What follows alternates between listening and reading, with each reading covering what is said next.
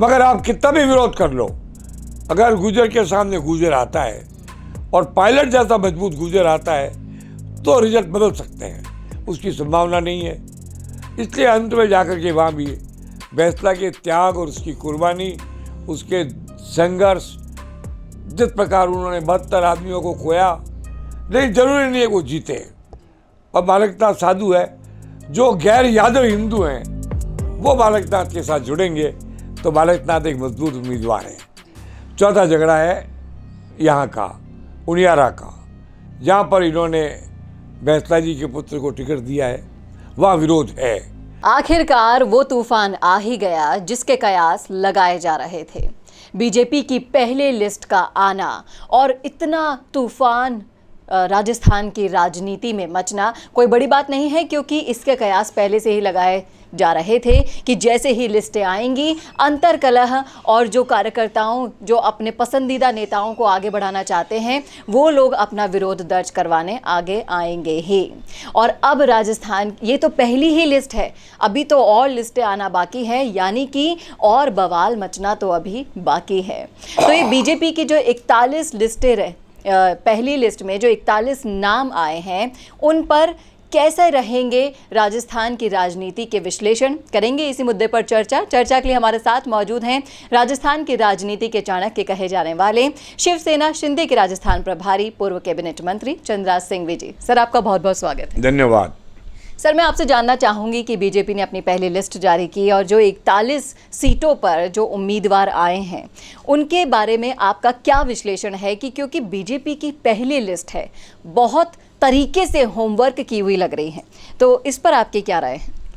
स्पष्ट है, 41 में से कोई 5-6 सीट बीजेपी हारे तो हारे, वरना जीतने वाली है। ये वो सीटें हैं जिन्हें भाजपा अपनी कमज़ोर सीट मानता था। कमज़ोर सीट में इतनी ज़बरदस्त ताकत दिखाई है तो मजबूत सीटों का क्या आलम होगा, आप अंदाज़ा लगा लीजिए। अब सवाल ये है कि इन सीटों में आने के बाद कुछ जाट सीटों पर, 2-3 सीटों पर कांग्रेस जीत सकती है। कहीं 2-2 राजपूत खड़े हैं, वह बीच में कांग्रेस जीत सकती है। अगर सुरपुरा नहीं बैठता है तो कांग्रेस के लिए झोटवाड़ा की सीट जीतना आसान हो जाएगा।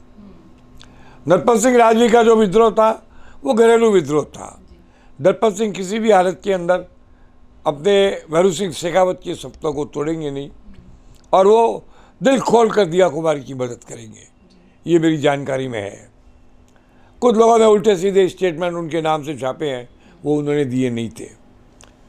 अब बालकनाथ की एक सीट जहाँ विद्रोह जबरदस्त है, पर बालकनाथ भी अंत तो यादव है। जब सामने कांग्रेस उम्मीदवार आएगा तो यादव एक हो जाएंगे। तो पूछना चाहूँगी सर कि जो बालकनाथ जी को तिजारा से सीट मिली है, अगर वहाँ के जातिगत समीकरण आप देखेंगे तो मोमडन से उस इलाके में ज़्यादा है। नहीं, यादव ज़्यादा है, सबसे ज़्यादा यादव है, मुसलमान बराबर है। और यादवों की एक तथ्य है, कितना भी नाराज़ हो जाओ, मैं रामवीर को भी जानता हूँ, मैं चंद्रशेखर को भी जानता हूँ, तिजारे में कोई ज़माने में मैं बरकत साहब के चुनाव का प्रभारी था, है मुसलमान बहुत तगड़े हैं, लेकिन ज़रूरी नहीं है वो जीते। और बालकनाथ साधु है, जो गैर यादव हिंदू हैं वो बालकनाथ के साथ जुड़ेंगे तो बालकनाथ एक मजबूत उम्मीदवार है। चौथा झगड़ा है यहाँ का, उनियारा का, जहाँ पर इन्होंने फैसला जी के पुत्र को टिकट दिया है, वहाँ विरोध है। मगर आप कितना भी विरोध कर लो, अगर गुजर के सामने गुजर आता है और पायलट जैसा मजबूत गुजर आता है तो रिजल्ट बदल सकते हैं, उसकी संभावना नहीं है।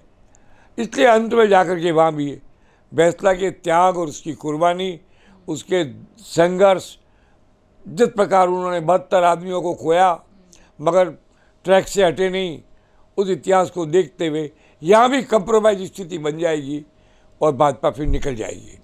तो अब झगड़ा बच्चा कहाँ है? 2-4-5 सीटों पर है।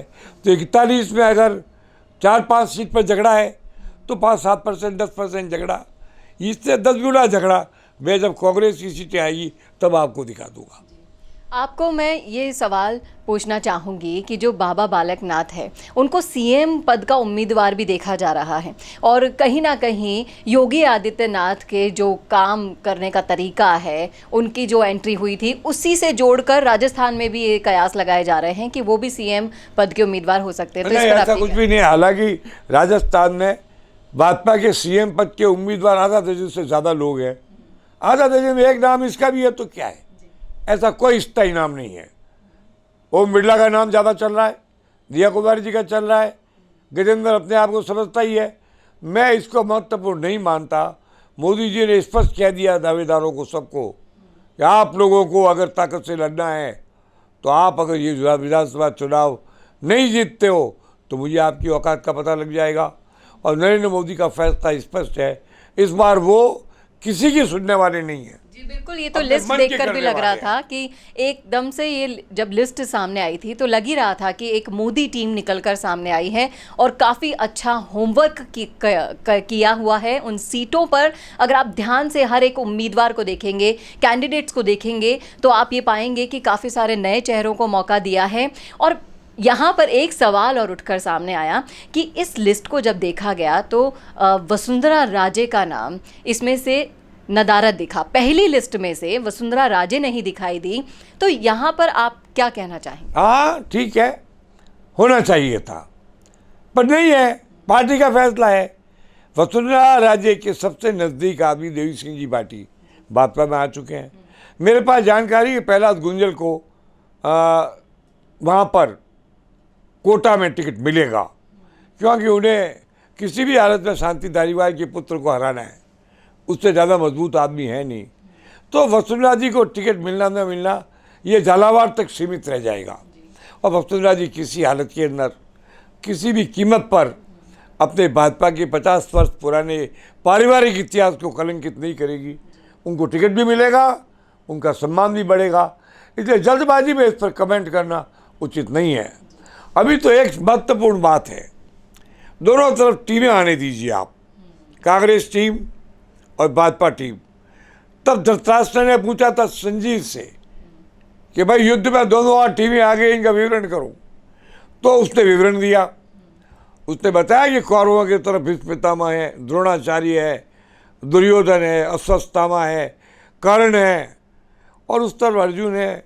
मगर वो एक बात क्या है जो कही वो यहाँ लागू होती है। यहाँ भी दोनों टीमों के बीच में श्री कृष्ण का रोल कौन कर रहा है? नरेंद्र मोदी। तो श्री कृष्ण जिस तरफ उसकी जीत है। इसलिए कोई व्यक्ति आए ना आए, किसी को टिकट दे न दे, ये इतना महत्वपूर्ण नहीं है। कमल का फूल श्री कृष्ण है, श्री कृष्ण जिसके साथ है उसकी जीत पक्की है। इसलिए कांग्रेस कुछ भी कर ले, कांग्रेस की दुर्गति तय है, अधोगति तय है और प्रस्थान तय है। और आप देख लेना, अभी तो जिस दिन से ये लगी आचार संहिता और सड़कों पर से ये जो करुणा फोटो लगा करते थे वो उतर गए हैं। लोगों में हार्दिक प्रसन्नता है। नगर पालिका के लोग जब साबुन से रगड़ रगड़ करके उन चित्रों को हटा रहे थे तो जाने वाली जनता मुस्कुरा रही थी, लोग बड़े प्रसन्न थे। बहुत दिनों तक ये नौटंकी चली है, अब नौटंकी नहीं चलेगी। और एक बात है, आप जब सचिन का नाम लेते हो तो मुझे लगता है कि कांग्रेस है, गहलोत का नाम लगता है तो मुझे कांग्रेस है ही नहीं। अब इसके बावजूद भी सारे सर्वे पेमेंट से होते हैं। जितना पैसा प्रचार में खर्च किया गहलोत ने उसकी सीमा नहीं है, उसका एक हिस्सा सर्वे वालों को भी दे देंगे।